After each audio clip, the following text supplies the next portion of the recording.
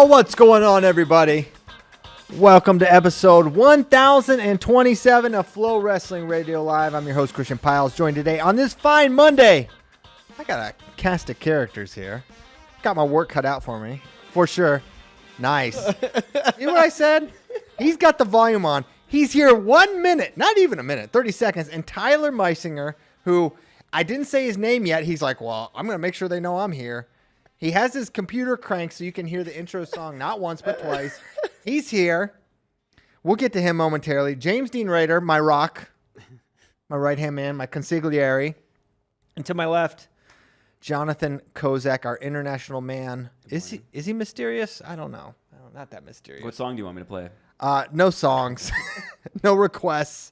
Tyler, he did a neat thing. So, we have his plans like, all right, Ben's leaving. All right, Tyler, JD, hey, this is going to be the crew. We're going to move forward. We need to do the show together once Ben leaves.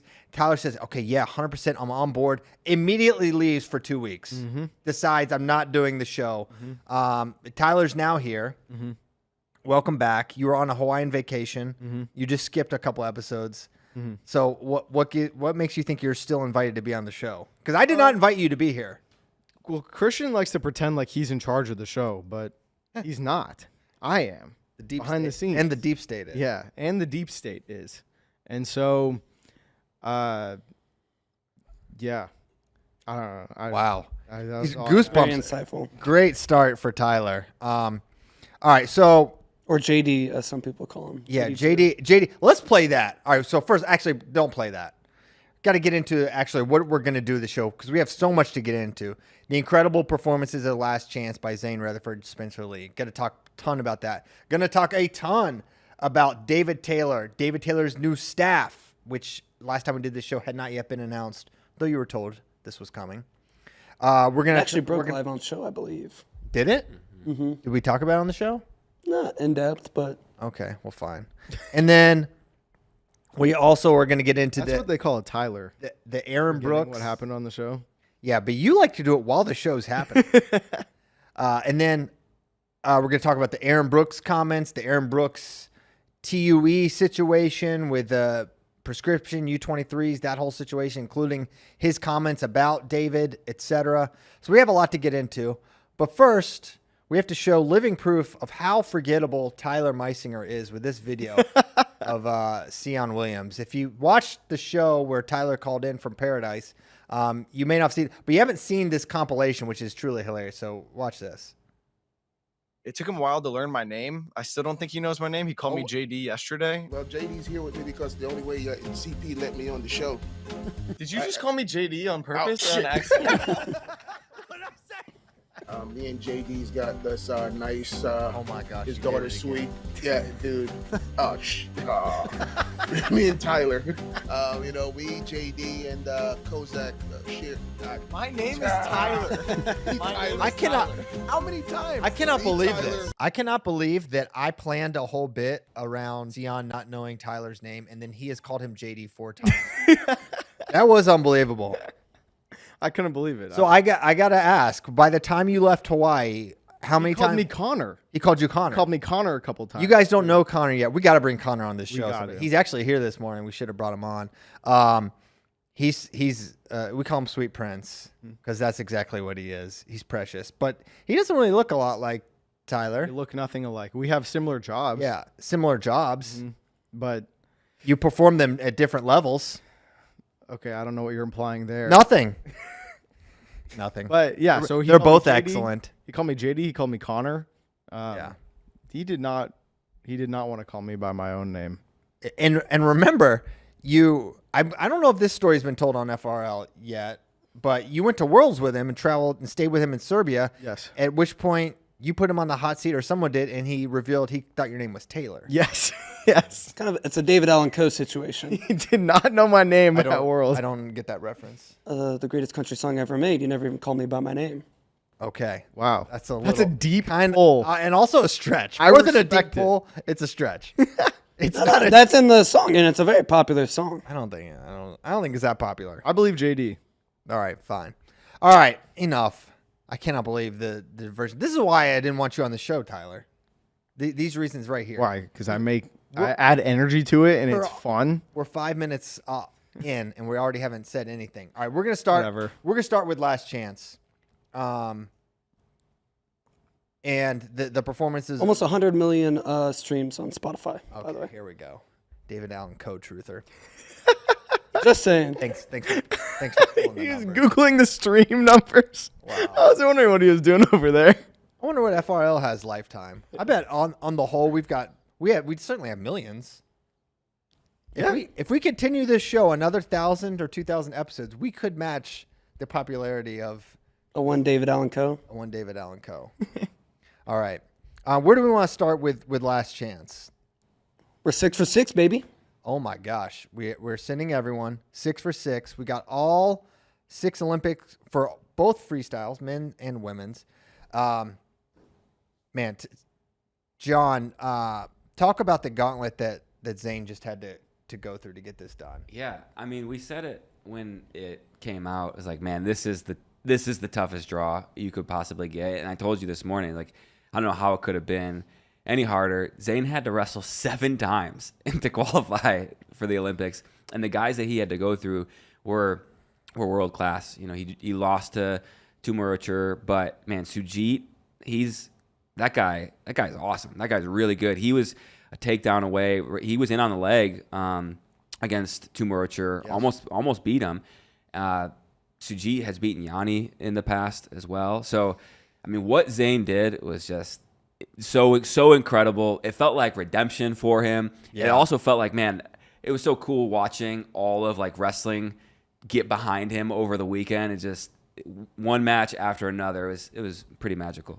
I would like to remind the listeners and you all in this room, I was the only one here with the confidence in Zane Rutherford to get it done. And then what'd you say after he lost to Ochier? He's going to get it done. That's not what you said. That's not true at all. You can go back and look at the Slack. One of us in here, I won't say who because I don't reveal, group chats, but some of us didn't have confidence. I still did. I never wavered. What are you looking at me for? I'm just looking over. It's right yours in my line of sight.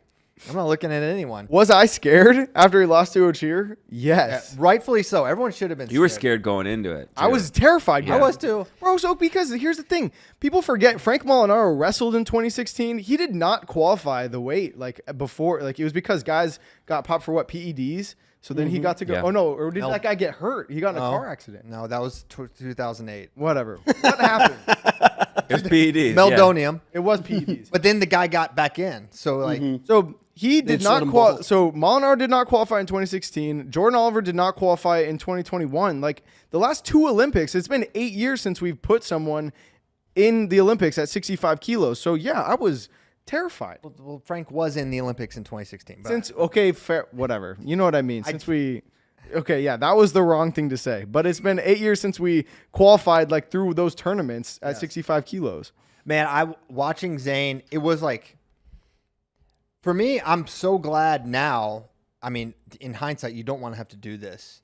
But now that it's done, I'm so glad that Zane got to do this. I felt, man, it changes how I view Zane at 65, right? Because I think even after the trials, you could say he did make weight and he did have to wrestle, but the Mendez match, 11-hour weigh-in, and 1 match off the scale with a teammate, what does it mean? This is different. And just watching him, just the way Zane competes and how much wrestling he puts in his 6 minutes of wrestling is insane. And he's so tough. And there's a reason I thought, man, there's no other American I want in this position to have to run a gauntlet like this and beat this many good guys. And for him to do it, he wrestled really well day one, and he was in position to beat the best guy in the bracket, Ochier. And he was winning by criteria with 30 seconds to go. And then, it's touch and go that Ochier, pulls him through, and he does narrowly against Sujit. And then how Zane you're wondering how's second day weigh-in, how's he going to look? He looked just as good, if not better. And he's a unique guy for Team USA and really in international wrestling because, like, some guys, they have the elite speed and they're super slick. He brings this, like, insane pace and hand fight, but it's, like, totally rhythmless and totally, like, it's erratic and spastic looking and totally like you can tell it keeps his opponents totally off guard on their heels, and you never know when the attacks are coming. I feel like he's really like over the years just really refined his style from one that was like, you know, I think he was taking his folk style skills and translating it to freestyle, and now it's like it all connects. He's got this vicious parterre with this figure four where he just rips the head and frames the face, takes him over. I love how many high-level leg attacks he hits where he doesn't have to hit his knee and deal with all the scrambles. He's underrated at scrambles, counter offense. His leg defense is better, and even though he doesn't have the insane speed of some of these guys, he's athletic enough and fast enough, and he just never stops moving. He's just tough for guys to get a handle on him, where he is and what he's doing, and I was just so impressed, inspired. The amount of toughness and grit to do what he just did, it really made me think this guy can really win the Olympics for sure. Yeah, I think that's where your mind goes immediately. How does he stack up against the Olympic field? And you know, the best in the world weren't there, but this was a great test. Leading into the Olympics. Sheer could be the best in the world. I think that might be the toughest matchup for him, just like stylistically, because I feel like you look at Amuzad.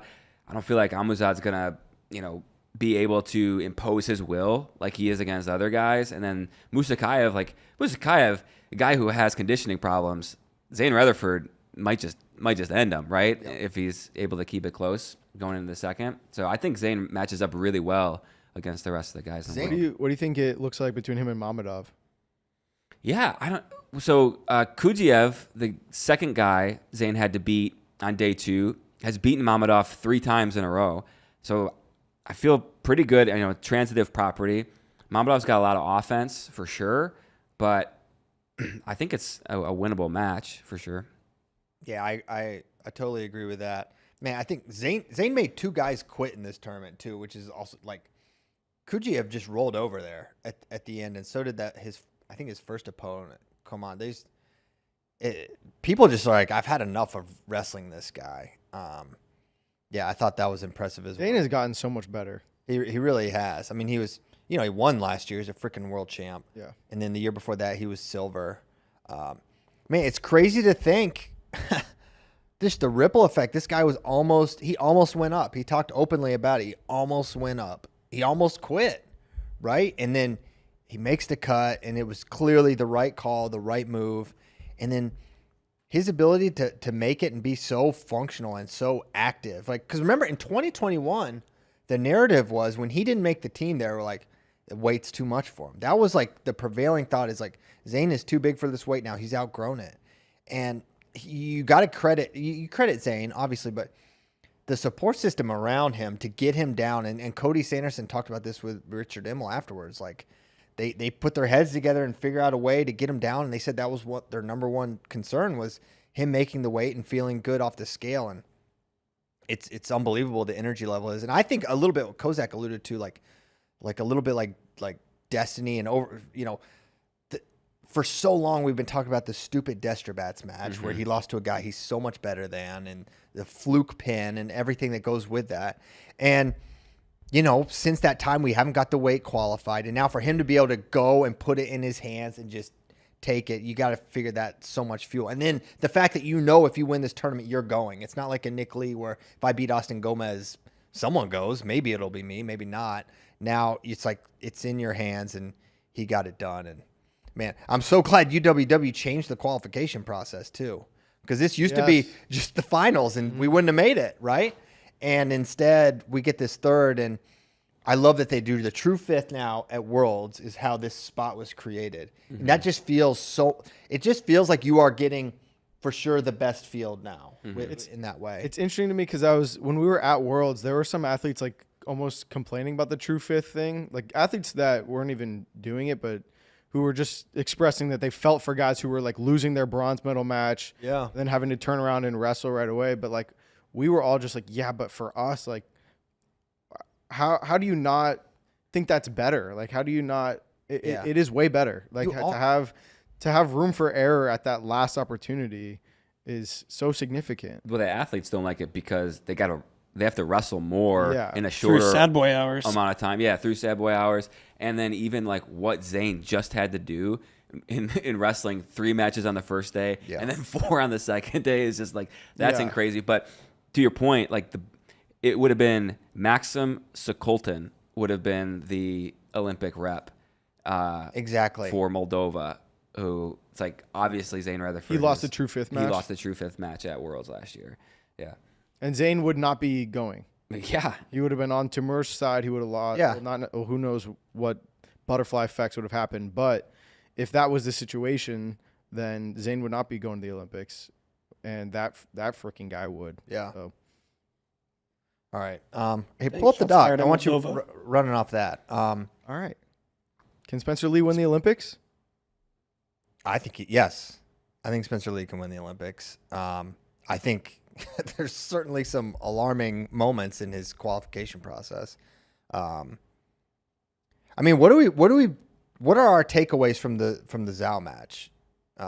First off, like, what were your thoughts watching that? So it gives me both confidence and a little bit of hesitation in Spencer as well.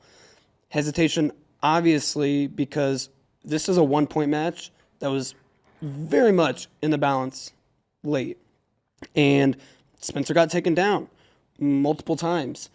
He got forward once, even against a guy who is not going to the Olympics, who is not on the level of... He's going. Oh, yes, you're right. He came back. I'm sorry. But of a guy who's not on the level of Yuguyev, Higuchi, Amichich. So on that aspect, it gives you hesitation, But at the same time, Spencer got down by, was it 4 or 5 points? 6-1? Was it 6-1 or 6-2? Yeah. And came back in the blink of an eye because he is the best at parterre I have ever seen. I have never seen anything like it. His ability where it's almost a guarantee if he gets a takedown with space to work, he is going to get a turn. And likely more than one. Yeah. It's unreal. So in that aspect, it gives you confidence that he came back and had the ability to come back and hold off Zhao late, who was making a march to come back. I think Spencer Lee can win the Olympics, but it's crazy because it seems like he can 10-0 anybody, or he can lose to a large portion of the field as well if he doesn't get those, 4, 6, 8 point sequences. But there's just not been a match he's had where he doesn't get those, it seems. Exactly. And also, I mean, the Zhao match, if he improves and just stays assertive and intense for 6-minute matches and just baseline, if he improves his baseline, I think he will win. But he's giving up some leg attacks that just don't. You watch it, you're like, no one on our team gives up leg attacks where guys just blow through him. He's completely stationary, right? So that is an alarming thing that makes you that guy he's not tired. These things are just happening to him, and so it looked like he was standing a little upright in his stance a few times. That was kind of when was it Zhao? Let's call him Zhao, just Zhao. for uniformity. Was able to kind of like blow through him like that. Yeah. So, it's stuff that you feel like he can clean it up. Yeah, for sure. Yes. It's just like, why? I wonder what was happening. Like, why? I don't think he respected that guy coming in. I don't think he thought this guy's gonna be able to blast me from space like this. I don't think he thought this guy was gonna be that fast, that powerful. I think he surprised him a little bit, and that can happen. And I don't know how much his knees are in his mind and stuff. Like, does part of him want guys to shoot on him so he can counter score without having to take his own penetration shots? And that's why he's a little upright. Like, I don't think so. He took a lot of shots in this match. That guy, like, he tried his high crotch a few times and the guy shut him down. I don't think it's that. I think, man, if you're worried about your knees, which I don't know how much that is or is in the back of his mind, but if your hands are solid, then you're not having to fight. I mean, I don't think you want a guy on your leg. That's how you've had injuries, is with guys on there. Yeah. So I think for all the more reason to. You've also seen him just crush guys when they get in on him. Yeah, but I think less so now. Yeah. I think we're going to see that less and less. At the level here, you don't want guys on your legs. And Yanni's talked about this. Yanni's talked about this. I mean, that's one of the best counter guys we've ever seen. And he said that's the main point of emphasis. I've got to keep guys off my legs. You can't let them get in. Play with fire. Sometimes you get burned. Yeah. Mm-hmm. So, I think here's the thing with Spencer and why he can win the Olympics. He takes down everyone in a match. There's not a match he has where he doesn't get a takedown. Okay? He gets a turn nearly every time he gets a takedown. If he gets it in the middle of the match, he's going to get a turn. No one has that threat at 57. There are guys that can go takedown to turn. There are guys that are maybe better in other areas than Spencer, but no one has the ability to end a match the way Spencer does. And that's why he's a threat to win the Olympics at 57. The only other thing I was going to say is, in every single timeout, I feel like we're getting a better Spencer Lee. And what do you think is going to happen between now and August? He's gonna get that much better, that much focus. He's qualified. He's the guy. And I think by the time August rolls around, we're going to have a monster at 57. So I guess my apprehension is, we talked about the tier 1 of this weight is Stevan Micic, Ray Higuchi, Aguyev, and Abakarov. And all those guys are world champions, or Aguyev's an Olympic champion. Yeah. Spencer has beaten Gilman, who, I don't know, would you put Gilman in that tier with those 4 guys? Because he's never beaten any of them. He's up there. I'll say this, or I want to ask John, actually. I personally put that weight as the toughest weight internationally to win. But I want John's perspective. What do you think about that? I don't know if I'd agree with it. It's the toughest weight to win. Maybe 74 with Sidakov and Dake up at the top. But the depth of it, where you have those 5 guys, he's going to have to go through 2 of them for sure. Mm-hmm. And so I feel like with the Olympics, the way that guys prepare for it, and just you always see a match where you feel like it's closer than it should be. I feel like Spencer's going to be in a spot where it's going to be in the second period, it's going to be like 3-2. Somebody's going to be able to like avoid getting taken down in the middle of the mat. And he's going to be in a spot where he's going to have to do something at the end of the match that we haven't seen him had to do yet, right? Maybe against Gilman a little bit, but I feel like the margins were a little bit wider. He had to go get it against Gilman in that second match. He was down. He had to go get it. But yeah, these second periods are still a little spooky. The 9-0 against Zane, 1-13-6, up 8-0 against Nico, 1-8-0 at the break. Gilman, et cetera, et cetera. So it's still a thing. Zhao, it felt like, man, you could just go, you could take this guy out. You got in on one single and you massacred this guy. If you get on top one more time, you could end the match. So yeah, I mean, the good news is what you have to clean up is really right in front of you. It's not something that is impossible to clean up. This is a classic example of like the thing that Spencer's talked about, that it's happened to him his whole life, where like he doesn't go out there and text someone and everyone's like, oh, what's wrong with Spencer? And like this, we're not saying that, because I saw some people in the chat insinuating like that we're saying that Zane looked awesome and Spencer didn't, which is not true. Like Spencer looked unreal. If Spencer didn't have the close match with Zhao, it would be like Olympic champion. Yeah. Right. I feel like the expectations would be so high. Now it's still like he can win the Olympics. Yeah. But there's 5 guys that can beat him. Yeah. And we'll see. Well, part of the reason that kind of happens too is because, like I said, I have never seen anything like Spencer Lee's ability to turn people and to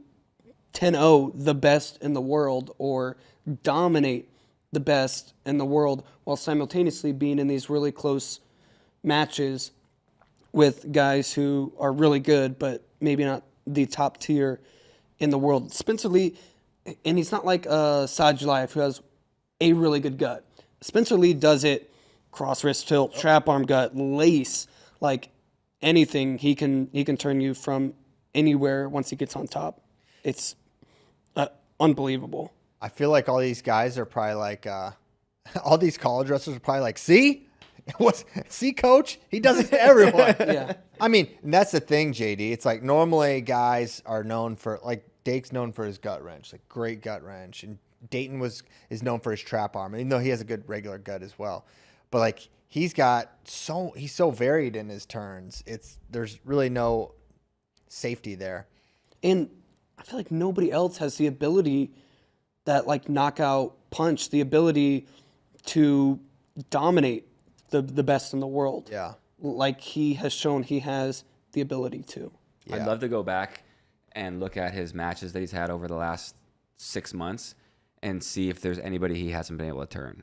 Maybe Nico. I think there was a Nico match where he didn't. Yeah. But I think he also did turn Nico in He did. other matches. At the trials, I think Yeah. he did. Yeah. It's crazy. He can turn anybody. The power he must have is just insane. Well, doesn't Jason Nolf tell the story like about like he's like someone was saying like someone told Jason, hey, if he has a bar on you and you're just flat on your belly, he will pin anyone in the world. And Jason, like, I guess was totally just no way. And they let Spencer do it, and he freaking pinned. Nolf's telling the story. He's like, he just straight up pinned me. Spencer Lee is the pound for pound strongest wrestler in the world. He's special. Easily. Well, and I think you leave this tournament with different levels of excitement for either of the guy, or different reasons you're excited. Like seeing Zayn just had to do something so difficult over 2 days and 7 matches. Like, what's the precedent, John, for having to wrestle 7 international matches? How often does that happen? Never. Yeah, it Never. doesn't happen. Never. And I'll say this, like, I'm not saying it's because of NCAA folk style, but like our system, you have these long days where you got to get up and make weight multiple times and wrestle all these hard matches, and folk style matches are generally longer just because it's the knockout, and Zayn's not necessarily a knockout guy. I feel like that helps him too, like just that experience of having to run gauntlets and things like that. I think that helped him. And the fact that he's clearly just one of the toughest people that exists, right? And then Spencer, it's awesome. And all right, so going into the Olympic Games now, and we'll talk more about it, and maybe we don't want to exhaust it. Maybe we want to get to DT and kick it back to this stuff. But one thing we want to talk about before we move on is how would you rank the 6 men's freestyle wrestlers based on their likeliness to win gold at the Olympics? Likeliness to win gold. I honestly think Aaron is our most likely. Just because I felt like David was our most likely, and he beat David, and he's been the best guy. This is a question from Pittsburgh Paisan. Mm-hmm. So I feel like it's Aaron. So you're saying Aaron is more likely to beat Yazdani than Dake is to beat Sidakov? Yeah. Or the only thing that scares me about Aaron is that he did have close matches going into the matches with David Taylor. So as good as he looked. So he doesn't pull his singlet. Right. And even Daringer, Daringer had that match.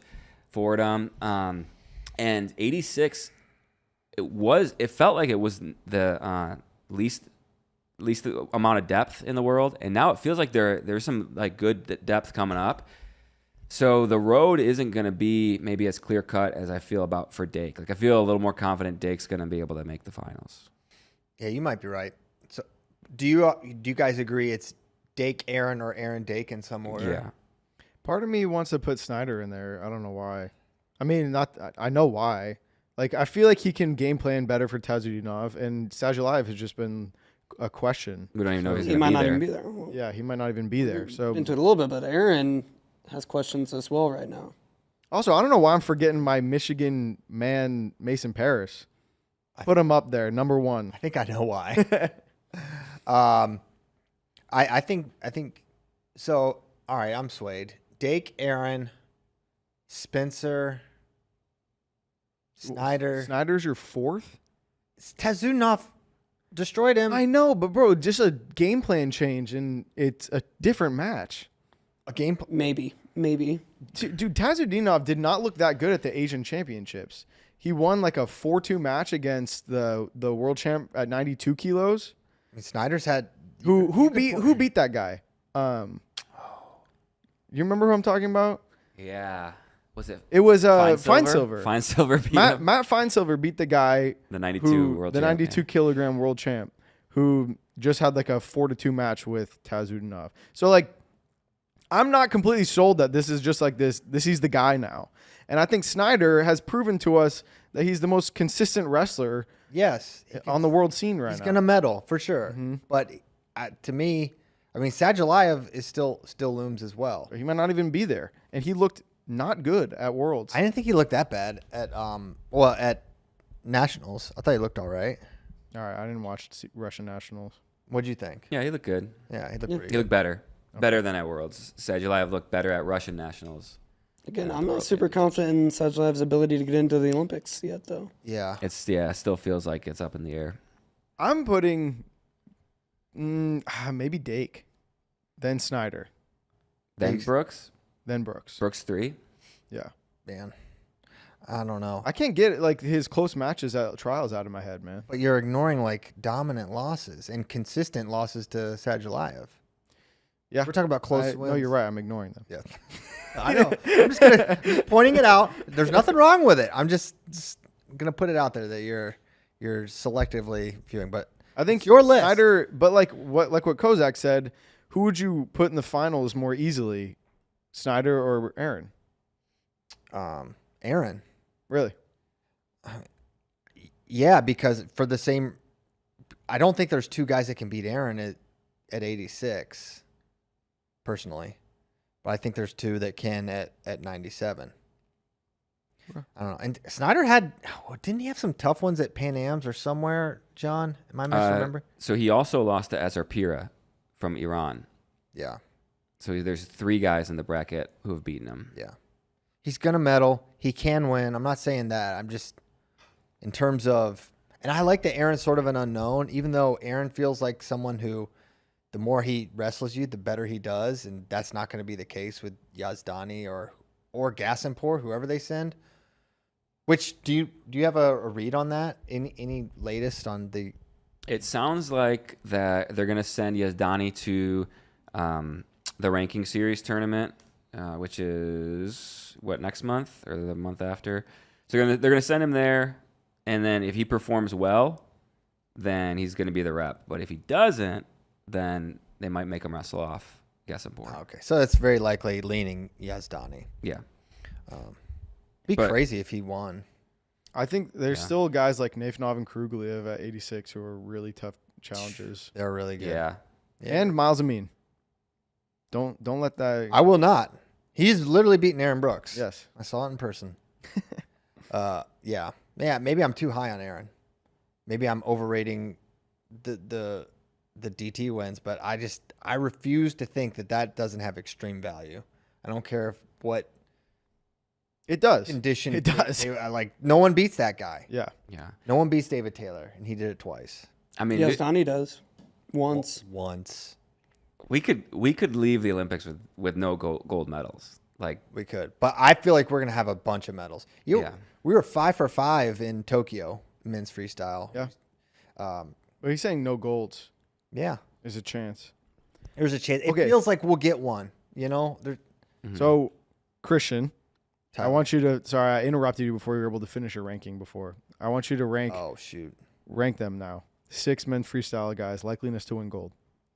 Dake, Brooks, you swung me. Snyder, Spencer, Zane. Shoot, who did I forget? I don't know. Oh, Mason. Oh, you put Mason at the bottom? Yes. That hurts my feelings. It's not personal. I mean, someone's got to be last. They're all really good. They're all, listen, I would put- how credentialed our thing is, like Spencer Lee, 3-time age level world champion. Zane Rutherford, a world champion. Kyle Dake, multiple world champion. Aaron Brooks, 2-time age level world champion. Kyle Snyder, world and Olympic champion. Mason Paris, world bronze and junior world champion. Like, this is a credentialed crew. They're all really good. And all those age level things are statements alone that you can place really high at this tournament. We're splitting hairs. Yeah, for sure. Yeah, for sure. JD, what are your rankings? I would go What would you change from Christian? Dake 1. I might go Spencer too. Wow. Wow. I love it. I might. He's so good. He is so good. Points. He just scores so many points. I know. But like I said, I feel like not very confident I feel very confident in his ability to win gold. I feel more confident in his ability to win gold than Kyle Snyder, but I feel much more confident saying Kyle Snyder has a lower floor and will bring home a medal. True. Yeah. So that's what makes winning gold, likeliness to win gold, tough. 3, Snyder. 4, Brooks. 5, Mason. 6, Zane. Okay. I just feel like Zare, I know he's pinned Zare, Mason did, but I feel like he hit another level. Yeah, Zari has, and Mason also has lost to Masumi. Yeah. Within the last year. So, but with all that said, my ranking is Mason Paris number 1, lock for gold medal, and I'm not going to rank the others because. Wow, what a nerd. Oh, Zach, you want to throw your hat in the ring? Sure. You're the one that actually knows what you're talking about. I was just looking at the rankings rule book. There's going to be 8 seeds this year at the Olympics. Oh, wow. I love it. But so anyway, Do the seeds really matter though at the Olympics? Yes. I mean, it is good to get some separation because, Yeah, but like when you have guys that come in unseeded, like, I don't know. I think a lot of these guys will be seated. I'm thinking like 57 kilos. Will Michich be seated? He hasn't competed at 57. He's world all year. champ. he's number 1 right now. Is he? Yeah. I don't know how that works, man. Because The returning world champion. Well, he was the number 1 seed at the last Olympics, and he hadn't beaten any of the top tier guys. So I question the seeding process for all these international tournaments. There's one more rankings event, and then they'll be set. So we'll know a lot more after that. But like even for Mason Paris, right now he's the 3 seed. Zare's 1. Petrosvili's 2. Akkol's 4. So he'd have to go through Petrosvili to make the finals, which that's great. Yeah, that's awesome that's winnable for Mason rather than being on that other side. But I'll go my ranking. I'll go Dake, and then I think I'm a Spencer 2, then Brooks, then Snyder, then Mason, then Zane. Whoa. Yeah. Okay. Little agreement, little disagreement. It's We fun. did it. Yeah, 2 of you guys have Spencer number 2. Yeah. I dig it. I have 5 guys at number 2. Like I said, his ability to beat the top guys is crazy. Yep. Okay. All right. Now you guys want to talk about Oklahoma State? Yeah, I want to hear from you because you got to go. It's one of the many reasons you've been skipping this show. What was it like? Just give us some anecdotes, some stories from the road. What was it like being there with David Taylor when he gets to the ground first time in Stillwater? Well, so we drove up Wednesday night. We spent the night in Dallas, and in the morning we're already halfway there Thursday morning, thinking that the press conference is going to be at 2:00 or something like that, right? 2:30. So we're like an hour away from Stillwater. It's a 7-hour drive from Austin to Stillwater. We're like an hour away, and we get the news that the press conference is postponed for tomorrow. So we're like, okay, got to stay the night in Stillwater again. That's fine. Let's see what we can do today while we're here. And so we reached out to the SID, tried to see if we could talk to some of the current Oklahoma State athletes, but they kind of wanted to keep everyone away from the cameras until after the press conference. Makes sense. So we did get a hold of Ladarian Lockett though, who's Oklahoma State's number 1 recruit right now. Basically, I think he's ranked 3rd in his class. He just at Olympic trials beat Meyer Shapiro, who took 3rd at NCAA's. This kid's a junior in high school, and he's already has crazy wins under his belt. So he's obviously a huge piece. He could be a huge piece of Oklahoma State's team in the future. And he is a Stillwater kid. He was raised there. So we're like, let's see what his impression of this is. He's been training with the last staff for the last year, and some of them for even longer than that. So we got together with Ladarian Lockett. That interview is on YouTube. You can check that out if you want. He seemed like, I'm on, it sucks. I love Coleman. I love these other guys, but I am also excited to see what this is going to be like with David. And that was kind of the tone of that. It was funny. He talked about how gangster David was. He's like, yeah, one of my Bray asked him what his favorite David Taylor matches were. And one of them was 2014 US Open against Jordan Burroughs, which he's like, I know he lost that match, but he came right out the gate, cradled him, pushed him off. He was like, that was gangster. So that was kind of funny. He also talked about he just talked about how excited he is to work with David. And then as we finished that interview, and we ended up just talking to Ladarian's dad for a while. And as we're talking to him, we noticed like a bunch of the Oklahoma State guys just come. Well, okay, let me rewind a little bit. Before we did the interview with Ladarian, the Oklahoma State assistant athletic director came out, and I had my tripod set up. I thought he was about to kick us off, like, yo, you can't, because we were right in front of Gallagher Iba. That'd have been a good call by him. I thought he was about to be like, because campuses have weird rules and stuff, especially around filming. So I was like, oh great, this is a guy's about to kick us off, tell us we can't film here. Might have to text Ladarian and tell him to meet us somewhere else. But he was the assistant athletic director, and he like knew who we were. Like he knew that we were Flow guys, and he was like, so glad to have you guys here. Oh, sick. We're about to go pick him up from the airport. And we didn't know if he was going to get there that day because the press conference was postponed to the next day. So we had no idea if we were even going to see David that day. So we're just like, oh, man, he's going to go get David. I wonder if he's going to bring him back here. So then we did the interview with Ladarian. And as we start talking to his dad, we just see all these Oklahoma State wrestlers just like kind of just gather outside, like where we did the interview and like kind of in front of the entrance to the building.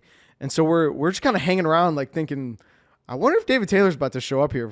And so we kind of stuck around, and then sure enough, they pull up, the entourage pulls up, and we got to see David, I think, shake the hands of all these Oklahoma State athletes for the first time as their coach. So we got to be there for that, which is actually kind of cool.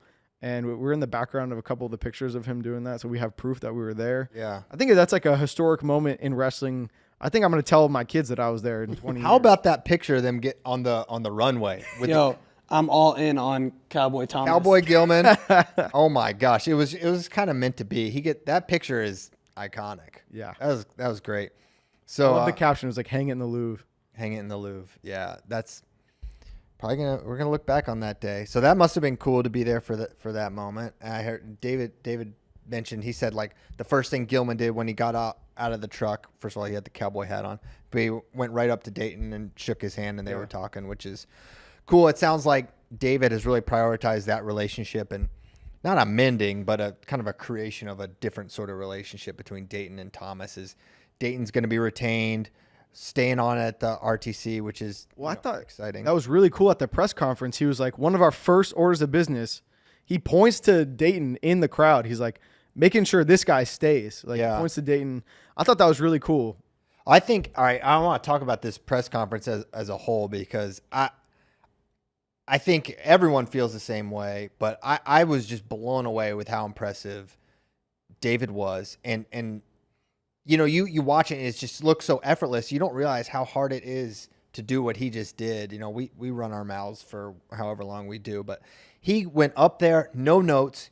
He had the perfect order of things he wanted to hit. Hitting on family, hitting on the tradition, Oklahoma, thanking John Smith, thanking his family, impressions for the team, what they want to do. He cut a couple promos, on and on and on. He just went down the line. He articulated a clear vision of what they're going to do. We're going to have a world-class RTC here so that kids see a clear path professionally if they want to stay here. We're going to have a great system that the wrestlers find comfort in, and we're going to have fun, and we're going to score points. And he had great reverence for the history of Oklahoma and of John Smith, but then he had great gratitude and gratefulness towards Penn State and Cale Sanderson and the staff there. And I just thought it was just, there aren't many coaches, period, that could pull it off the way he did. I couldn't have been more impressed by the job he did, and it felt like as he was doing this, I was like, man, he was really made for this. And like, even though in his mind he's only been thinking about coaching for this week,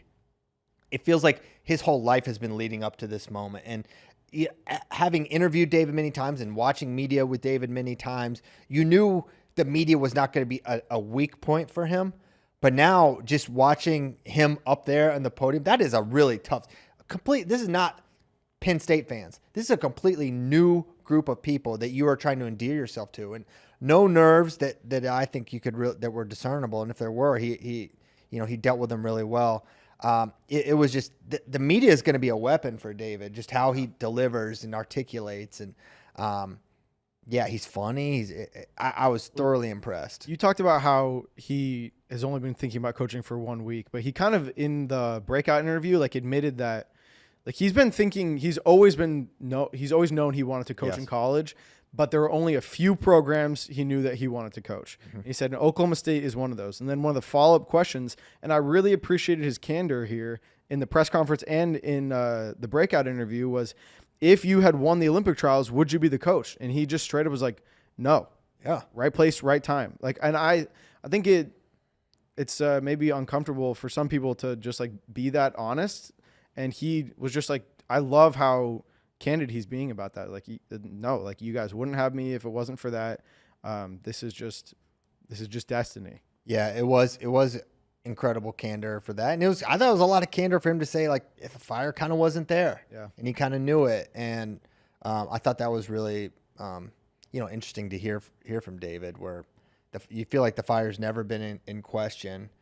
And even in defeat, I didn't feel like, it didn't look like the best David Taylor, but you didn't think it was that. But I thought he did a great job both for the press conference and then in the media afterwards, and then having Jimmy Kennedy and Thomas Gilman there, his newly named assistant coaches. It was cool to hear from Gilman, and Jimmy was driving home that same thing, that system.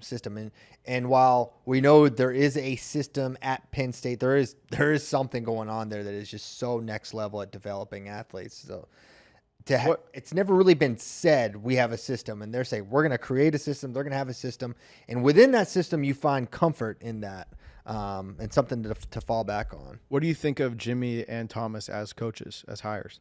So I was thinking about this, like, all right, so Jimmy Kennedy just left Penn State, and everyone on paper, you look at Jimmy Kennedy was brought over to Penn State. He was at Northwestern. He's brought on to Penn State, and he's David's brother-in-law. So on one hand, you're like, oh, David sort of kind of makes this happen for him. Then I was thinking, there is no way Cale Sanderson is not hiring anyone that he doesn't think is an absolute A-plus asset to his team. There's no scenario. He's not doing a favor for his brother if he doesn't think it helps the team. So if you think David Taylor got Jimmy that job, you're crazy. I think the connection there helps, and that they knew there was familiarity with Jimmy. But you don't get that job if you're not a bona fide coach that brings something legit to the table. So that is a statement getting on that staff. You don't just get on the Penn State team. Okay, so David's bringing that guy. He's bringing Jimmy over, who has extensive experience as a coach, not only at Penn State, not only was he a coach on the best team of all time, debatably. Before you move on to Thomas, I can speak to what you're saying about Jimmy too, though. Yeah. Like, I was in he trained at Michigan while I was there. Yeah. This guy is, one, a freaking beast at wrestling. So good. And two, has that temperament, has the mannerisms of a coach. Like, it can help you get a lot better too. So just to add to that. Yeah. So in his experience is not just Penn State. He was an impactful staffer at Northwestern, and stuff got weird there. Northwestern was just weird during that time, and I'll just leave it at that. And then he was a multiple All-American at Illinois. He made a world team. I think people kind of forget that. He was a world teamer in 2014. Legit senior level guy, legit wrestler, and a guy who's been honing his craft as a coach and got to watch and observe under the great Cale Sanderson and Cody and Casey.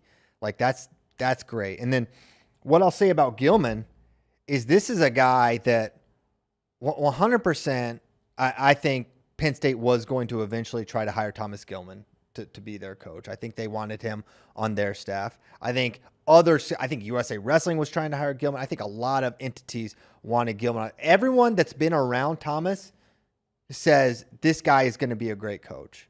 So he's a hot coaching commodity. He's a guy that can obviously still roll. He's going to be it's funny because I feel like, I've had probably, 10 or less conversations with Thomas Gilman in my life and then a handful of interviews. But it feels like, and you guys may feel the same, like, it feels like you really know the guy. Mm-hmm. He's done a lot of media. I feel like he's the most candid guy there is. You've watched him, I don't want to say grow up, but I kind of grow up before our eyes. And I feel like you know what you're getting temperament-wise. I feel like you know what you're getting he's going to be a selfless, humble workhorse type of guy, not a show pony. He said David's a show pony. When we were after the press conference, they had us walk to the breakout rooms, and I ended up like kind of walking next to Gilman. Yeah. And I've like interviewed him before, but I had never introduced myself, so I just introduced myself as how's it going, and he was like, I'm just ready to get this pony show done with and get to the work. Like even in person when there's no camera, he's ready to. He's so folksy. Yeah. I think. I just can't help but think he's going to do a great job there, and I think he's the real deal as a person. I think those guys all kind of touched on the one thing you hear about the Penn State staff is it's just all about the kids. It's truly that's all that they are true embodiments of servant leaders at Penn State. That's all you hear about. It's all about them. They're the ones that are up. And Carter talks about it. Aaron talks. They talked about it from 2009 till right now. These guys are just in it for us. That's how everyone feels. And that's the themes from Jimmy, David, and Thomas all align with that. They want to pour into the kids. They want to work for the kids. They want to be servant leaders. They want to help these kids reach their dreams. And that's what Kale and them talk. The little you get out of those guys, it aligns with that. And so while they're not going to you can't up and steal and try to carbon copy that, but there are tenets and themes that are successful. And I think those three guys are going to embody it. They have more impactful hires to make, right? And David articulated, RTC is not just something they're going to do. They're going to try to build the Nittany Lion RTC out in Stillwater. They're going to try to have something similar to that because he said there's something about training alongside those guys and the mentorship and that aspect. And David spoke to this. He's like, I've got to be the coach. We have to be the coaches. So there's just a different thing when it's just an athlete there. So I think they're going to build a real serious RTC. They got to get an RTC coach. I'm guessing they're going to have a coach for RTC. They're going to have another assistant that they can hire that I think is going to be really high impact if they get the person they're targeting. And then the director of ops, which I think is an essential position for David. Someone, if you're looking for nits to pick at the David Taylor head coaching experiment, it's the operational and the administration, which I think is just sort of a joke anyway, if you think that's going to be a barrier to David's success. But this operations hire is going to be important for him, and I think they're going to get someone really good in there as well that has experience with it. So, man, I think there's more staff that's going to be able to support David, but I think what they have, this nucleus of Jimmy, Thomas, and David, it's young, but I think it has the right amount of experience. It's the right temperament, and I think there's a reason there's so much excitement around Oklahoma State right now. Well, how crazy is it that me and David were talking about this. How crazy is it that Penn State had the next, what did I say? David Bray. Oh, yeah. How crazy is it that Penn State had the next, like, most exciting coaching staff just, like, chilling there? Just chilling. Just, not chilling. They were doing stuff, but, like. Yeah, shots fired at David Taylor. But not only is it the next, like, most exciting coaching staff moving to Oklahoma State, it also virtually doesn't affect Penn State. Okay, let's talk about that. How much does it affect Penn State? There's impact there for sure, but tangibly, I don't think so. Yeah. Right? While the loss of Jimmy is real, they're going to slide someone else really good. I mean, they've got a bullpen of RTC guys. They can obviously look outside if they wanted to, but I don't think they probably will. I mean, think about, if Zane's really done after the Olympics, I mean, what a great hire he would be. Feels like he'd be a slam dunk hire. Nick Lee, that was, Aaron Brooks mentioned that those would be great guys, but we will talk. Well, people in the chat, we will talk about that interview. We're going to talk about it. What time is it? We have time. We got plenty of time. They have enough guys like in the practice room or whatever to go with. I think the biggest impact, like the obvious one, is just like now you have those guys competing against you rather than competing for you. That's the impact. When it comes to recruiting, and then now you have another program that has those guys in the room. It's like, that's how it affects you. But how crazy is it that this is like everyone's talking about how amazing of a staff this is for Oklahoma State, and like at a lot of other schools, that happening would leave the place they left in shambles. Yeah. You know what I mean? It is not doing that to Penn State. Well, Penn State had an embarrassment of riches there between the staff and the RTC. And they just have guys just that are around. You got someone like Jordan Conway is just there and just making stuff happen and going on trips. Like, they have so many. The fact that it took 15 years for this to happen is crazy. Don't you think? For someone to leave? Yeah. Yes. Like, this is like the first like real departure. Like, there's been some guys, but like this is the first like real significant departure from the program, and it took 15 years for that to happen. Like, we were talking about how with Gable, he was building this coaching tree very quickly, and part of that is because the landscape is different. You can keep guys around for longer now. Yeah. But like with Kale, he's been able to keep everyone there for so long, and it's been such a factor in their like getting the ball rolling, and it just felt like they were insurmountable. Yeah. And now it feels like, well, who knows? Maybe this will level the playing field a little bit. Well, it basically took David's career started and then finished there. It took that, like him coming to terms with being done as a competitive athlete was part of that. And yeah, they've just done a great job. I mean, the job Kale's done to keep Casey and Cody there. I mean, Casey was courted for this job. I think prior to David losing, I think if Casey wanted it, I think it would have been his. And I think that's a big part of it. And then having the athletes prolong careers has contributed to it as well. And it's been a consistent talking point in the sport of wrestling. Like, everyone stays. They've been able to keep everyone there, training, coaching, whatever. There's been no departures. And it kind of was only a matter of time. There's just only so many occupations there.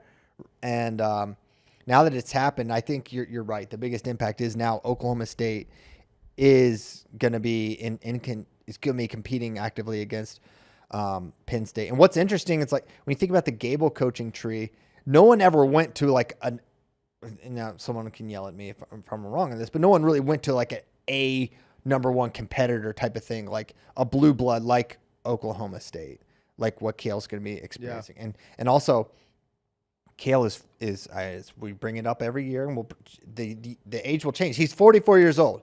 And so this is going to be a time of, they're going to be competing against each other for a while. They're going to be competing for the same athletes.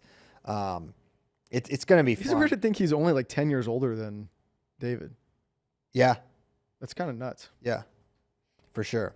We talked about it a little bit, but David's emphasis on establishing the RTC, do you feel like there's any clear athletes that he's going to go after, who he's going to bring to train? It seemed like when you talk to Dayton, when you talk to LaDarian Lockett, Braden Thompson, you hear those interviews, all of them were like, dude, this is going to be awesome. Having a better RTC, more depth, those world-class guys in the room. Are there any guys that like jump out to you like, oh yeah, this? The big question is Dake.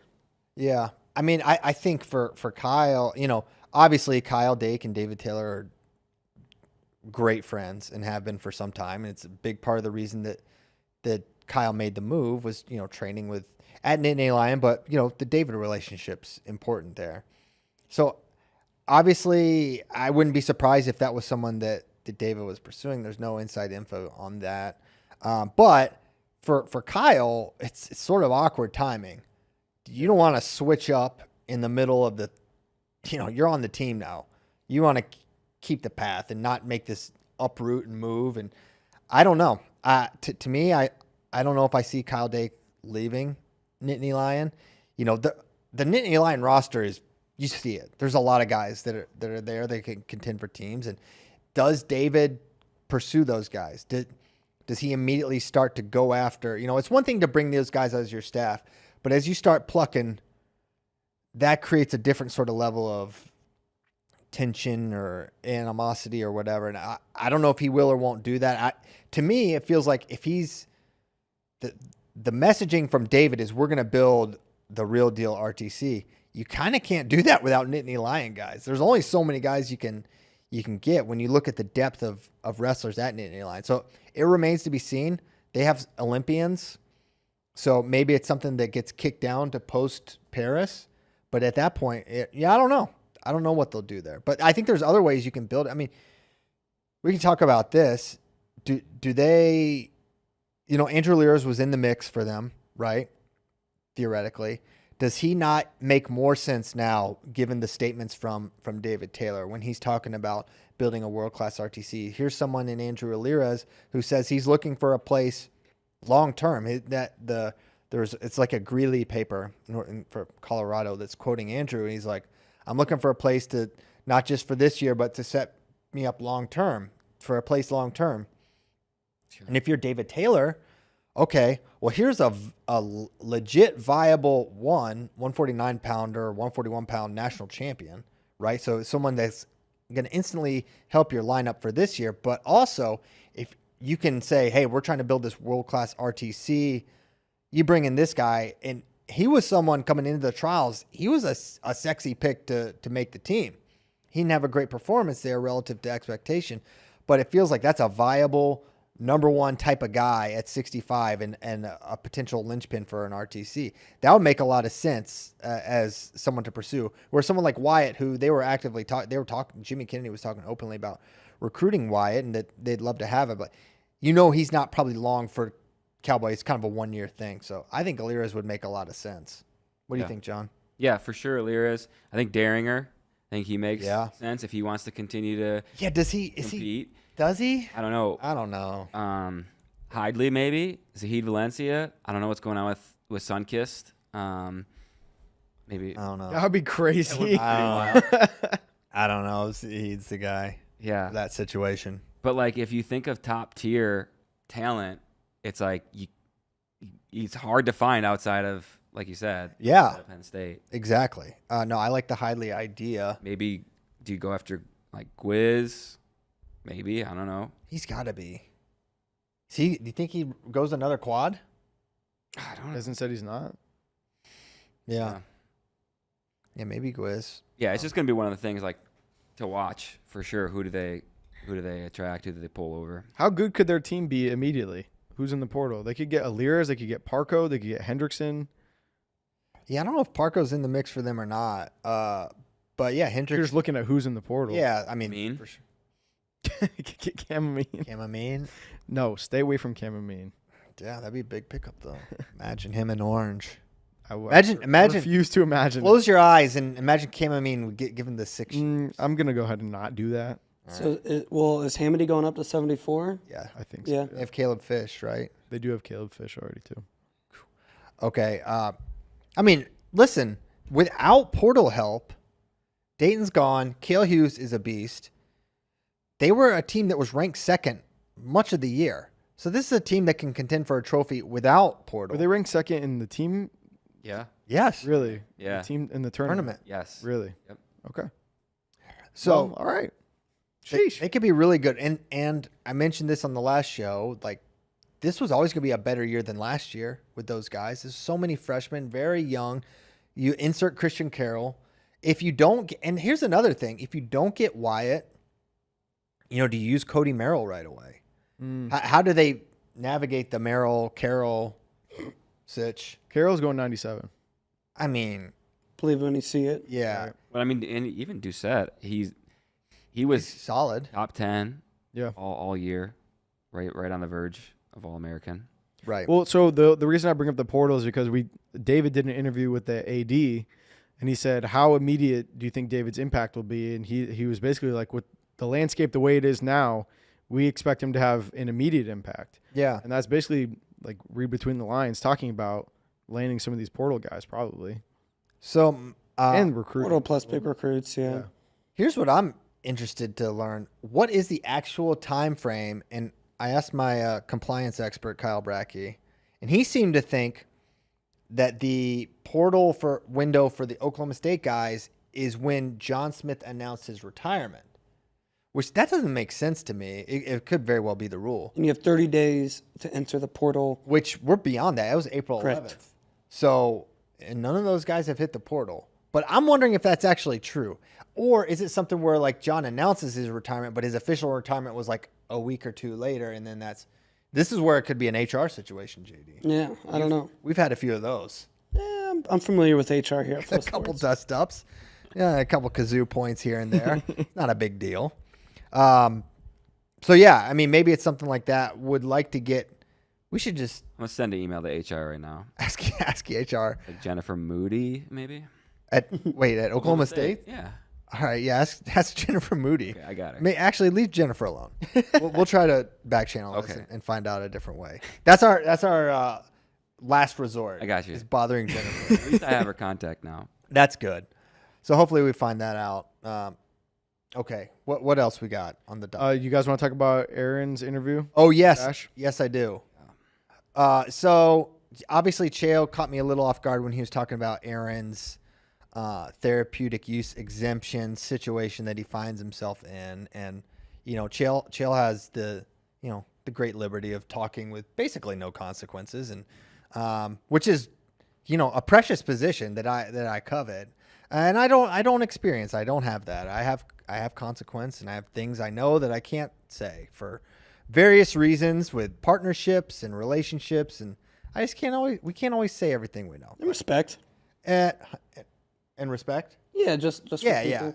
Respect the situation, and it's like and also I'm knowing, hey, this could be resolved by the time this comes out, and it could be resolved by the time. So why talk about it if it's going to be settled today, right? Because it's just not helpful noise around Team USA and Aaron. So, we do things for that, and you may think that's right or wrong, but that's just what I do.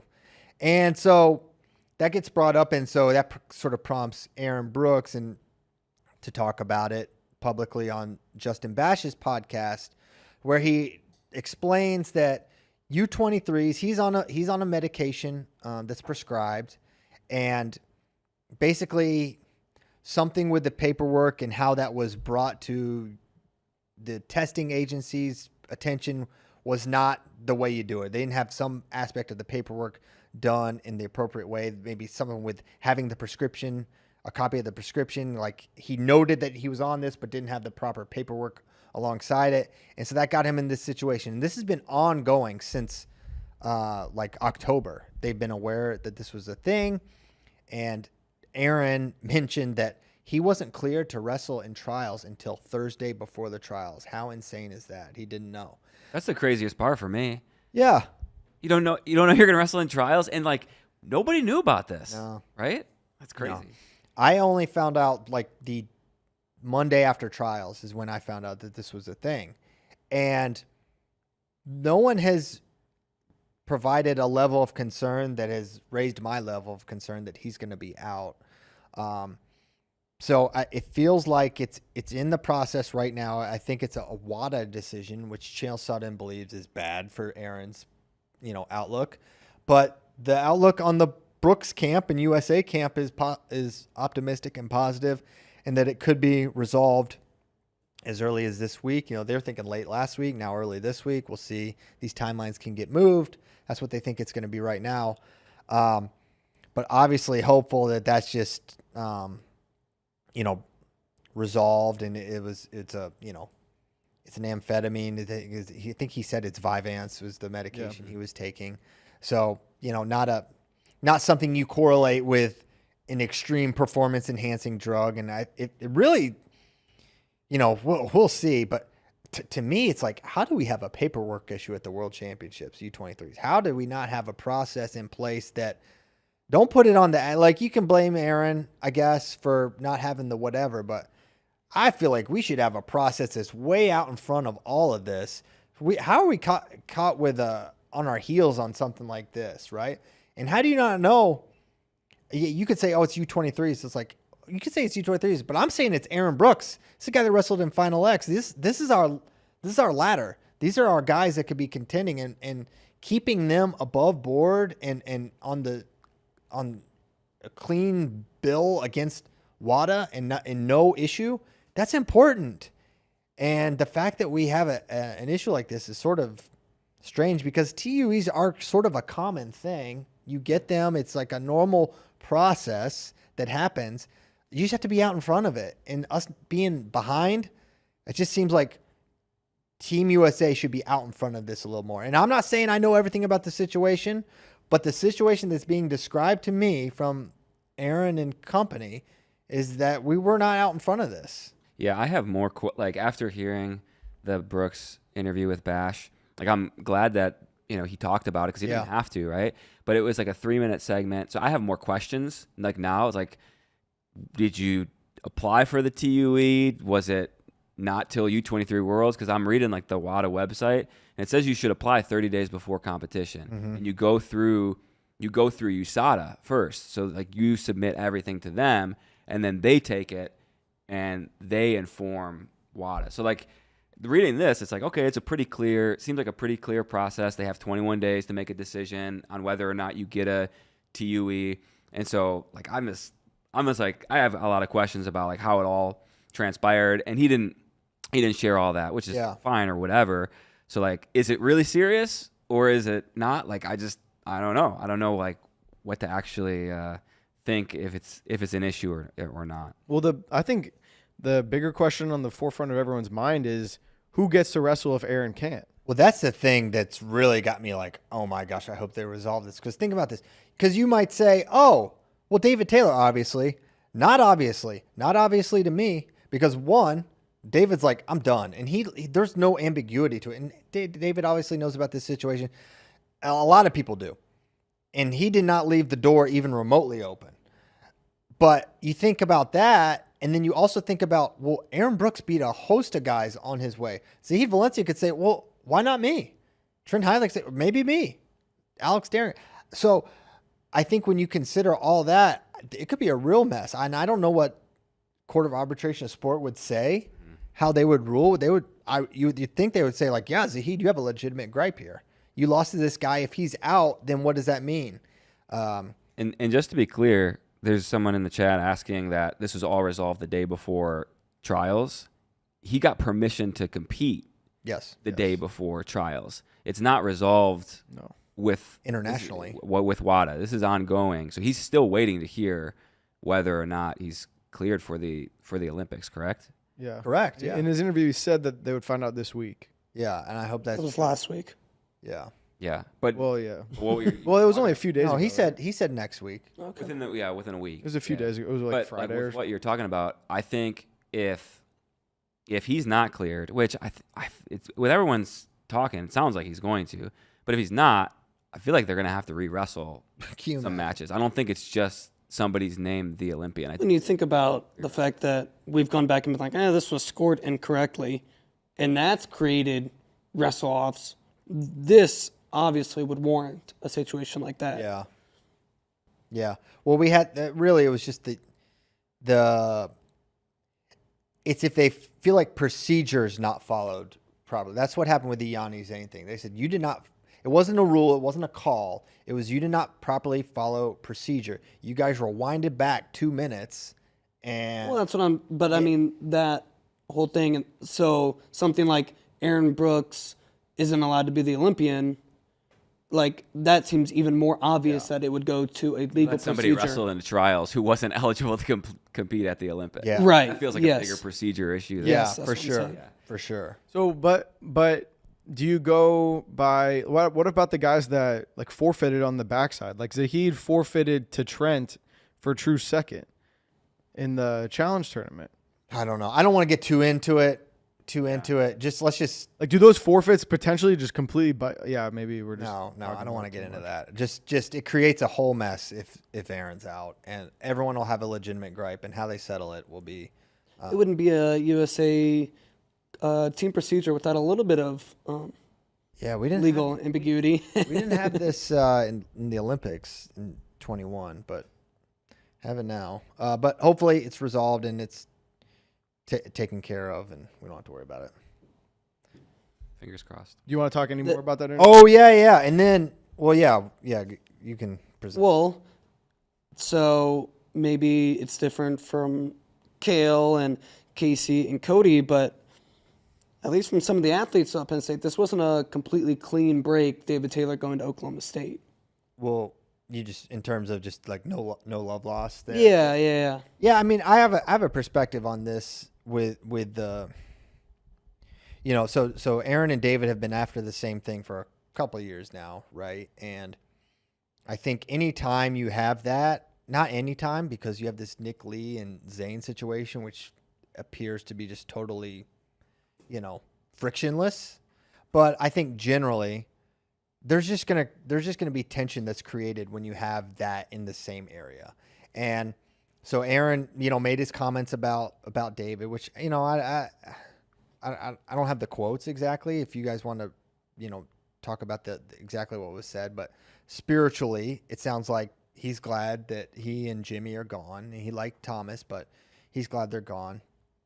But, you know, there's a reason Cael Sanderson didn't want David Taylor to leave and was, I don't want to say trying to talk him out of it because that's maybe speaking a level too deep, but he didn't want him to leave. That was made clear by David. And I think it was true for Thomas as well, that they didn't want those guys to leave.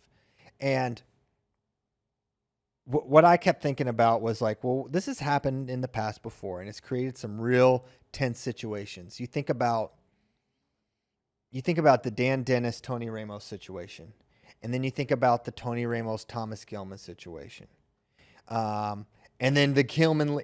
And so with all these situations and the tension and the departures or whatever, it's like all those guys Dan Dennis and Tony Ramos are great people. And Thomas Gilman is a great dude. And Spencer Lee. It's just when you have that tension around, it can create, you see things that aren't there a little bit, and you can create this, you see the negative on this guy. I mean, that's happened to me with people that are outside of this. You and Tyler. Happens with me and you every day. Well, that's different. I hate you right now. But like people on the outside that you feel is like competitive, it's like, oh, you feel like everything they do, you can twist it to a negative. I feel like that's probably happened with those lightweights at Iowa. Like there's just that tension. They all want the same thing. And it's like, there's no real way to solve it because the coaches and the staff, you can't be all in for one guy without being against the other in a way, right? Like there's no way to seamlessly handle that situation. There wasn't a seamlessly way to handle Daniel Dennis and Tony Ramos after the same spot. Just like there's Ramos and Gilman and Spencer. There's no way to seamlessly handle that. And I don't think there's a seamlessly way to handle having the two best guys in the world at 86 kilogram training at the same place. Sometimes it'll go well, Nick Lee, Zane. Sometimes not. And I think you're just going to have tense situations sometimes. And Aaron's going to feel how he feels about David. But I feel like is David a bad guy? I don't think that's possible. Well, what's interesting to me is that, like, I don't know, you've never heard David say really anything about Aaron. Very positive. Yeah, very positive about David's 33. Yeah. David's had his. He's a man. No. David had 5 years old. No. David had his, he was upset with Jaden. Yeah. He called him out. Yeah, that's true. Right? And and David was younger then. Yeah. And that was a different time. And he wasn't on a team, and there's tension. And also in the background, Aaron Brooks has tension too. He's nervous about, he's Joe Cool on camera at all times. Like Aaron Brooks appears to be totally unflappable. But he's got this TUE thing hanging over his head. So there's nervousness in the background there. So David's had his thing, right? But now he's 33 and he's so polished, and I think he does have goodwill towards Aaron. I think he said it's his time now, and he was ultra respectful, and I appreciate that, and I appreciate that Aaron feels a certain type of way about David now that he's gone, and that had to be tough for this guy to be the one on the team, and two, it's like my coach Jimmy is also David's kin. Mm-hmm. That's weird. Right? That's just going to, whether things are happening or not happening, you're going to see something happening and think it's happening, whether it is or it isn't. There's going to be a level of paranoia there. Of course. And wrestlers are paranoid people by nature. It's just a selfish pursuit, and you think it's a team. It's not really a team sport, even though you have a team. It's sort of weird. What's interesting to me is that it almost felt like Aaron took it as a slight that David didn't want to train with him anymore. When as an outsider, I feel like most people would view that as a compliment. Like, it is a compliment. I'm scared of you. Like, not scared, but like I feel a little threatened by you, and I don't want. I helped you. David definitely helped Aaron get better for sure. He took him to the Olympics. We were talking about that. Like, so there was a time where David really wanted to help Aaron get better, and then he got so good that it's like, maybe I don't help this guy get better. Yeah. All right, to the point where he can beat me. Enough of this helpfulness. Yeah. No, for sure. I mean, it is a compliment, and that's a perfect example of the thing. We see it on the outside. Well, David's just being pragmatic, and like, this is not a slight. This is actually like, the more I train with you, the more that helps you, and I can't be helping you if I want to be on this team. Yeah. But Aaron, and this is not just an Aaron thing, it's just a wrestler thing, they're going to twist that to this is a negative. you don't want what's best for me. Well, I kind of don't in this situation. I want you to have a fine life, Aaron, but I'm not trying to put you on this team. There's something to be said for the mental edge that can give an athlete, is to think 100%. That to convince yourself that this person is like the enemy, Yeah. There's the stories about Michael Jordan just making things up about absolutely guys, right? Like, so a lot of the highest functioning athletes, they have to think this way. Yes, absolutely. That's part of it. That's part of it. And and I'm not saying that David doesn't have a little bit of that as well, but I think he's old enough, mature enough to mask those aspects, and now he's done with his competitive career. And David didn't necessarily have to think that way because he wasn't the one chasing. He was being chased. Yes. So there is a difference there too. Yeah, for 100%. So yeah, we haven't seen, to an earlier point, we haven't seen a departure from Penn State like this, and we also haven't seen a level of tension like this amongst Penn State on Penn State at any point in time. And so this is kind of the first example of really seeing something like this. Although Carter kind of his Twitter stuff around Big Tens was definitely a unique experience for Penn State, but I think it's natural. It's going to happen. I get why Aaron feels the way he does. But I think at the heart of it, you just have to remember that this is kind of a unique phenomenon in wrestling, and it's going to happen. Yeah. I don't know if there's anything else in there to discuss. I think anything else is just kind of like speculating on things behind the scenes. It's like we don't really know. It's like It seems like reading between the lines. It's like, yeah, there's no love lost, but like how far does it extend beyond that? It's like, I don't know. Yeah, I think, and this is the one thing we've said. How do they do this? We've always wondered, how do they keep this harmony? Nick Lee and Zane Rutherford. Yeah, Nick Lee just went with Zane. Yeah. After as a training partner. I think the right? difference there is they were teammates. Yeah. And Aaron talked about that in his post-Olympics interview. He was like, they were like, how close are you to David? And he's like, not that close, but it's more, he attributed it to the age gap. He's like, we didn't really practice at the same times. We don't hang in the same circles. So like there's a huge difference there where Nick Lee and Zane were on the same team. They were doing all the same things. I think they're friends. Like, yeah, I'm pretty sure Zane brought Nick Lee as his training partner to 2022 Worlds when we were there. Mm-hmm. And if it wasn't his training partner, they were both there and they were hanging out the whole time. So I think that's the difference. Yeah. That mostly the age, and they came from different eras, Aaron and David. That's a big part of our attention too. Yeah. That's why I hate what's her name? See? Could we see a departure from, if not Kyle Dake, Jason Nolf, following David post-Olympics, if Dake is going to stay? I think Nolf is still doing like the scrap life stuff, and it's close to all that side of things. Yeah, it'd be kind of a my weird impression. Yeah, I mean, maybe it makes sense for Jason, in some aspects. It makes sense wrestling-wise, but and we haven't heard, but what's his plan moving forward? Is he going to continue competing? It's like, he doesn't know. It's kind of he doesn't know. I mean, that was kind of what the vibe was at Olympic trials. Like, yeah. So he doesn't know what's next for him. So, I think it's like one of those. A lot of guys after Olympic trials are like, because when you commit to continuing to wrestle, for most people, it's not just okay. Let me wrestle for one more year. It's let me wrestle for one more quad. Yeah. What does that look like for my life? For Jason Nolf, you're in your 30s by the end of this quad. So it's a lot. And so I think that I wish they didn't look at it like that. Yeah. I think you should just be like, maybe I'll try to win Worlds this year. Like, winning Worlds is, I mean, especially if you haven't been on a team. Yeah.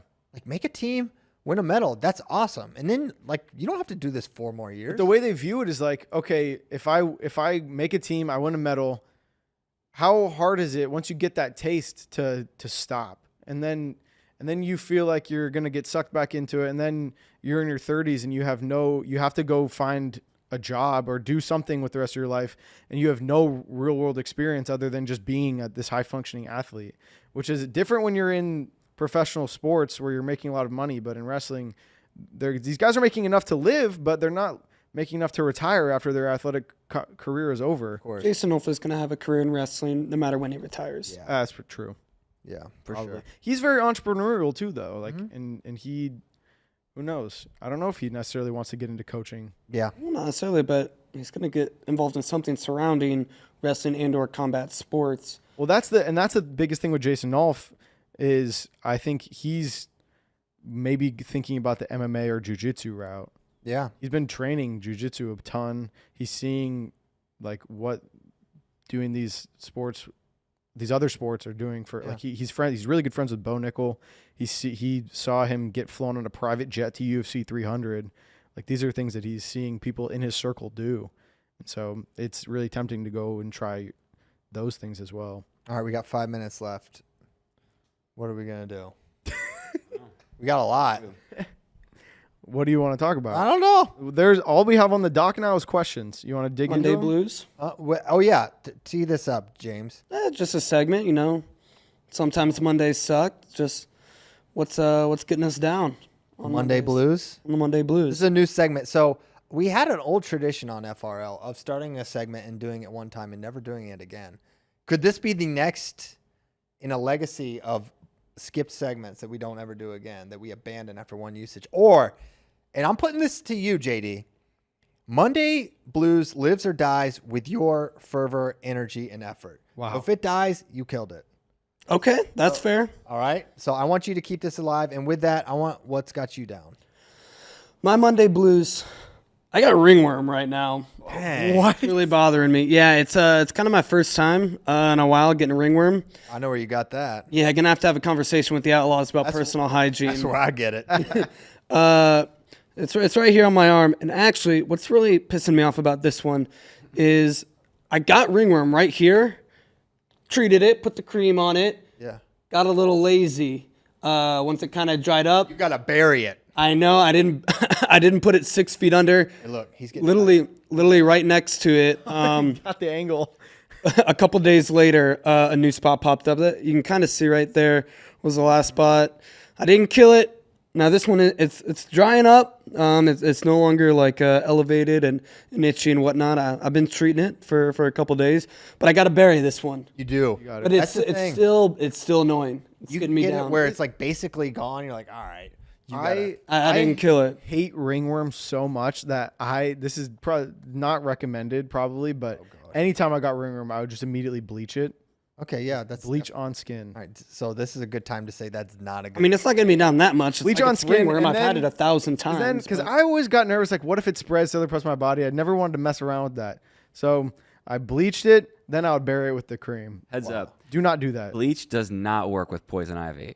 I tried it. Oh I tried my it God. last. I tried it last I year. think anyone could have been able to tell and you it that. doesn't- It doesn't. Oh work. my- I'm generally just kind of like anti-bleach in general. yeah, I just I was don't think, desperate, guys.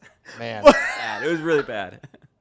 Yeah, I don't think I have this All right. poison on my body. Let me go ahead and add more poison. And it's one thing to get ringworm when you're like an athlete in college and high school, which is when I used to normally get it, obviously.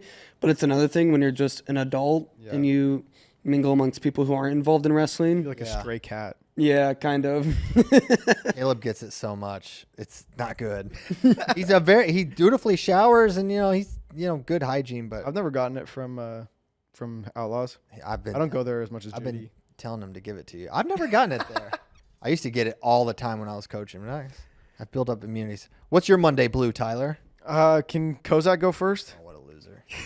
I don't know. I don't have a go. My Monday Blue is that we're not going to have any Team USA International Wrestling probably for a while. And that was last weekend was so fun and it was so exciting. And I love when all of wrestling, just like John was talking about, when everyone's just behind it. But it makes me so excited for Paris, but it's still a couple months away.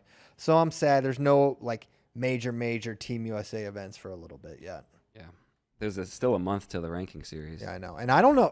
I don't think we should send all. I think like Aaron Brooks says he's not going to do it. I don't know if Spencer's going to do it, but I feel like don't send Spencer. Like he's just rolling. Right. Get him rolling. I would have to look at the guys to see who could really favor their position with their seed. Maybe somebody like a Mason. Although you said he's sitting pretty good right now, but if you don't want to get put down on that 4 spot, maybe then you go. My Monday Blue this is actually a problem I've been dealing with for a little while. I got Texas license plates after driving without my car was not registered for like a full year when I moved here, so that was not That's good. it. What a beat. That wasn't good. But then I finally got Texas license plates. I go to take my California plates off. One of the screws is stuck in my car. Yeah. So I only screwed in my Texas license plate with one screw, and it's been crooked. It's pretty hilarious to see Tyler's license plate just dangling on. It's just hanging there. You didn't try to unscrew? Not a handyman. Can't Tyler. get it out. I can't get it out. It's like the thread is like it's just the thing that the screw goes in is like moves with the screw when you try to move it. So I would have to like. You think Mr. Muffler could have? I don't know. That's probably behind on Mr. Kozak. So So bring that into the deal. Did you try shutting it off and turning it back on? you know what? It hasn't occurred to me to try that. I do that every Let's morning. put some WD-40 on that bad boy. Come right out. No, that'll make it worse because it's like the thing. You know what? Just know that I have a crooked license plate, and it All right. makes me mad. Do you have a every day. Texas driver's license too? No, Okay. that's is that illegal? Probably. Yeah. I haven't got one yet. Oh wait, hold on. My gosh, Josh, you can't wait for Kozak's. Mine, Monday Blue. I got. Oh wow, the music just. Oh, stopped. stop. All right, that worked. I might have to get a new roof. Oh. On my home, so that's a Monday Blue. Oh, I had that blue a few Mondays ago. It's a bad blue. I was about to say. Hey, we I had mean, a good person if you need a wreck. Okay. Having to get a new roof, having ringworm, which is really worse. It is tough to say. It is tough to say. But that's all right. I didn't know this was going to be a competition yet, but now it is. And John wins week 1 of Monday Blues. Getting a new roof is terrible. And we thank you guys. I hope none of you have to put on new roofs. Wait. One thing I want to talk about. Poor John. Cut the music. Cut the music. Cut the music. Last one. This is actually really cool. So we were talking about on the way back from Oklahoma. Bray asked Bader. He's like, Bader, is this the first athlete you've been covering since from middle school to become a head wrestling coach? And Bader's like, yeah. Bader has been there. He met David Taylor, maybe not middle school, but he said he met him when he was a sophomore in high school. Yeah. And he's been following that man with a camera for the past however many years. Yeah, stalking him. And now he's the head coach of one of the most storied wrestling programs in the country. And FloWrestling was there all along. Been in this game. And then we were talking about how so that's going to start happening. Yeah. People that grew up on Flo are going to start being head coaches, and I think that's how we have to finish, just making Bader feel super old. Yeah. Well, Bo Bassett was on the short list for Oklahoma State head coaches. That's true. He had to politely decline because he's a junior. Politely recline. Get me off this show. Get us Get me out of here. Bader, you're a legend. Thank you, Bader. You're a legend. Thank you, Tyler, for saying that. Congratulations to John Kozak for winning Monday Blues. A prestigious award, almost as cool as being the head coach at Oklahoma State. Congrats to David Taylor and the staff. More news coming there, I'm sure, over the next couple week or so. Thanks so much. We'll be back this Thursday and next couple day. Just end it. Bye.